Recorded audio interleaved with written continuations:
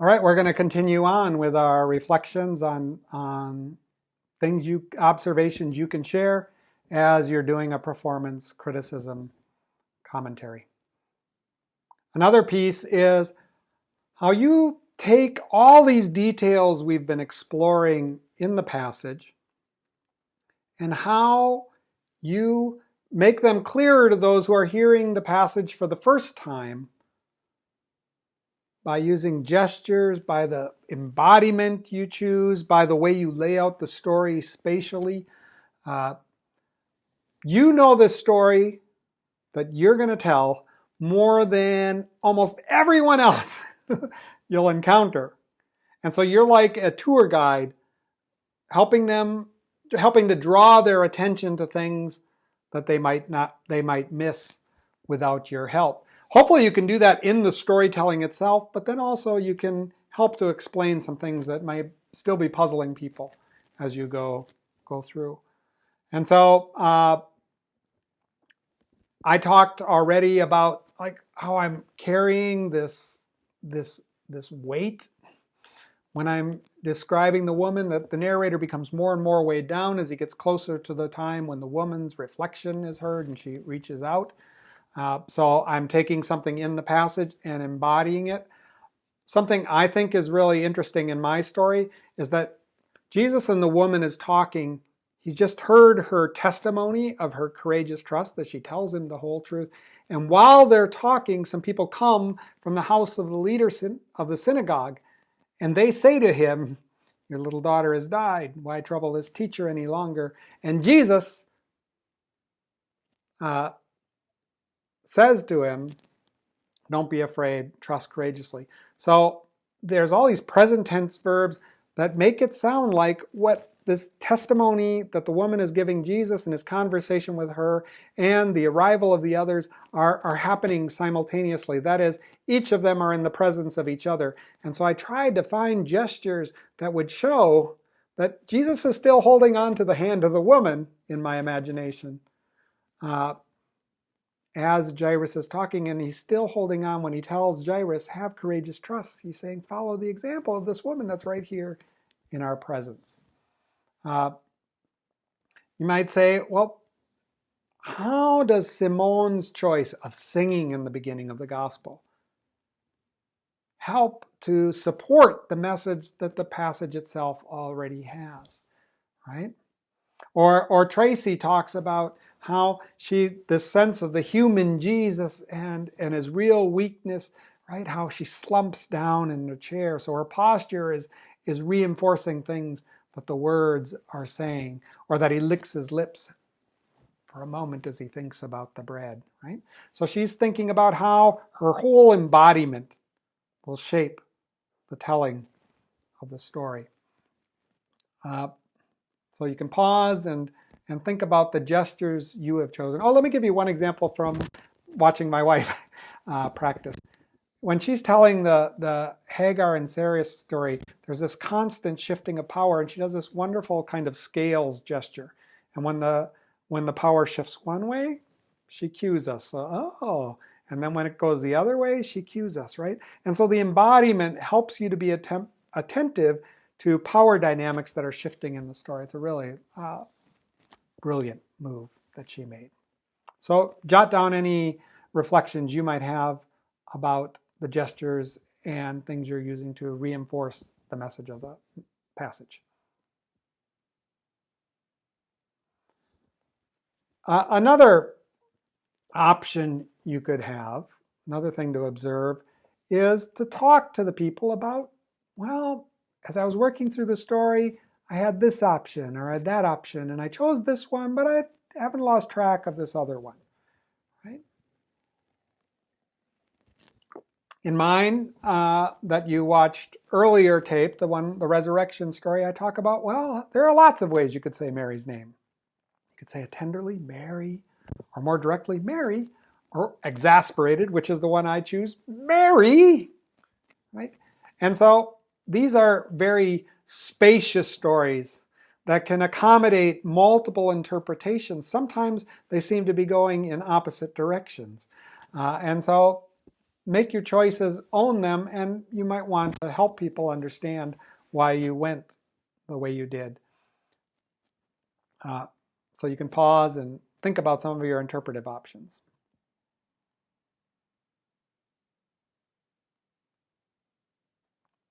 The next point I want to make is, and this is me, I don't know if every storyteller would think this is something you should pay attention to, but I always want to think about, are there humorous moments in it that I want to have, that I want to make sure that people don't miss, and to just call attention to those. So for me, it's a humorous moment when Jesus says, whom do you seek? Huh? And Mary is seeking none other than the person who's talking to her, right? And there are multiple places where humor is apparent. Hopefully, why you thought something was humorous is already apparent in the telling of the story. But it's really hard to get people in certain contexts to entertain the idea of laughing at a sacred story, as if that couldn't be a part of it. Right, and so one of our great members, Juliana, I remember watching her tell the story where Sarai hears behind the doors that that she is gonna conceive and bear a child, and as she says, "Shall I have pleasure?" Right? She just buckled over in wonderful laughter, and then she reflects on, and my husband, he's old, right? And so there are these two moments of humor that I think are important and intrinsic to the story. And so lifting up why these moments of joy break into the story, and kind of doing an apologetic that it's okay to laugh, right? That's really within these stories. That's a useful thing to do. So you can pause and see, is there any humor in your story that you're being attentive to? The next one is, are there larger themes, larger patterns in the whole story? For example, in my case, the Gospel of Mark, that are appearing in my narrative that might illuminate it. So I would want to look at patterns like, who is it that's described as having faith in the Gospel of Mark? Who is it that is healed, right?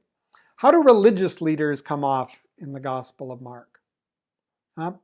What is Jesus doing in this passage that's consistent to things he's done otherwise?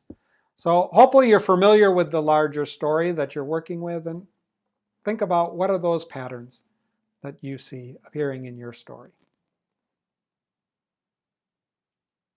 Another thing that's worth noting is how performing this particular passage is different than reading it silently. Several of times this has come up in our readings. I think, for example, in the story I shared, that you get a sense of spatial relationships, and it's much more clear that something is going on between the bleeding woman who's healed and Jairus than it is in a simple reading of the story. So I would want to be attentive to that. I would say that in my my resurrection story, right, I try to make an argument that there's these two angels and there's a space between them. I think the space becomes more present. This present absence of Jesus becomes more evident in performance than it does in reading it. Pace also can be different in performing it.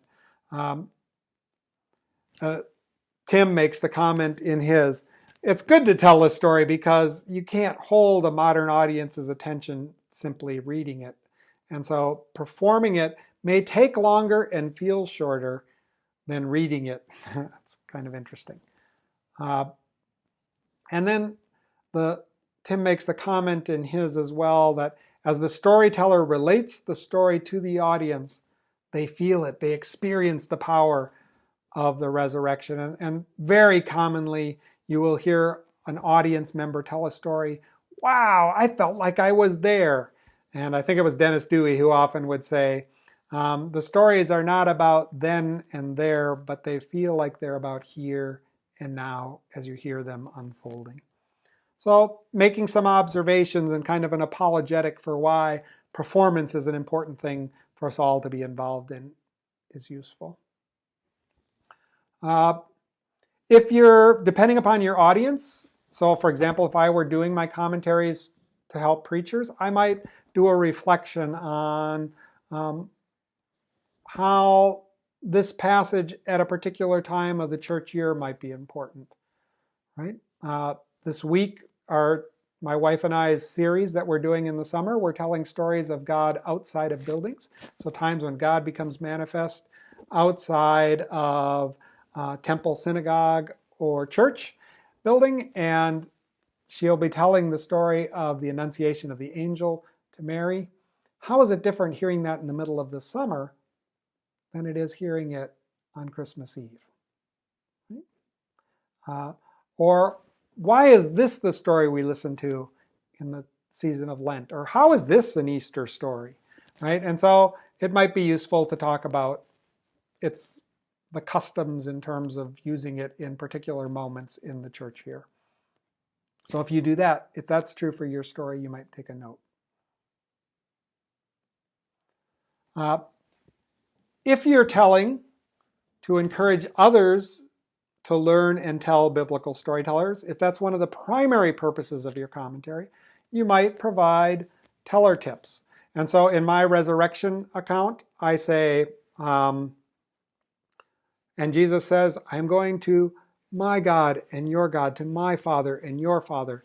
And so then Mary goes and she tells the disciples, I have seen the Lord, and he tells her the things that she tells them the things he had said to her, right?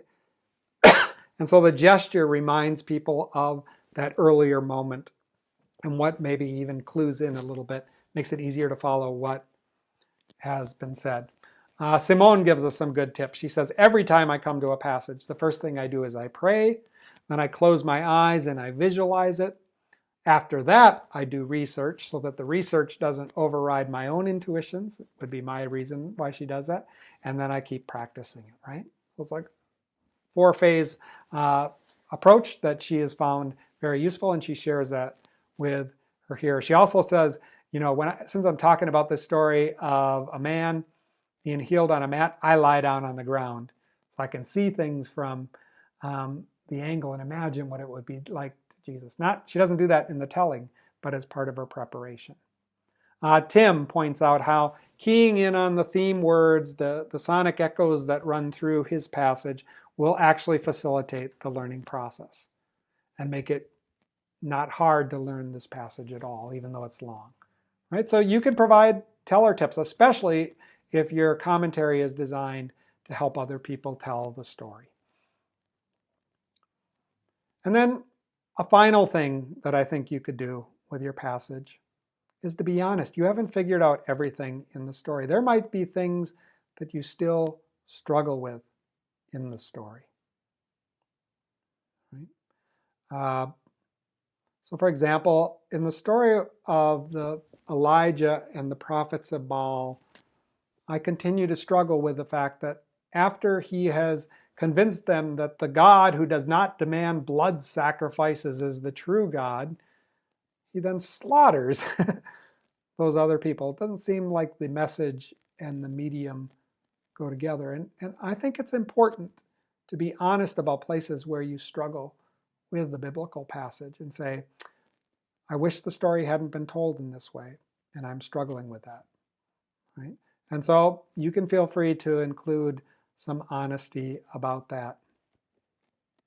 So in one of Tracy's other commentaries that I provided with you, she says, she's talking about the woman at the well, and she says, this woman, like many women in the well, rightly or wrongly, has a bit of a bad reputation, right? And so she's concerned about the way women are portrayed in the Bible. And Richard Swanson, in the extra one I gave you, points out that something that happens in his story is odd, and you're supposed to be offended by it.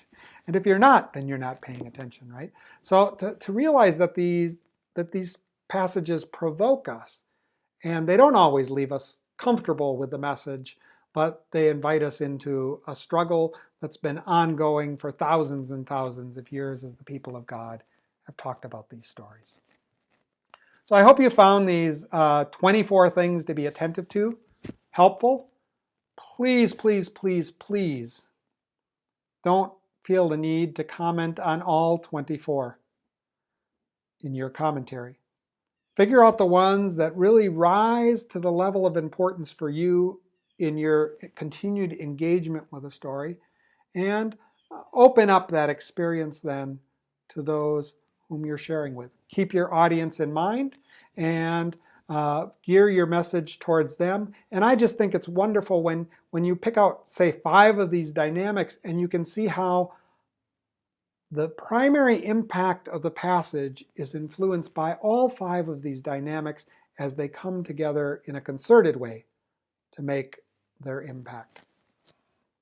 I am going to provide you with 2 more videos. The first is going to be a bonus one. You don't have to watch it. It is me trying to create a 7-minute video distilling all the things I talked to you about in terms of the passage from Mark that I've been sharing into a single performance criticism commentary on the performance that I'd done. So that's one thing, just so you can see what one more example might look like, and you've kind of observed my process of going through this, so you can see then how I distill it into something more potent.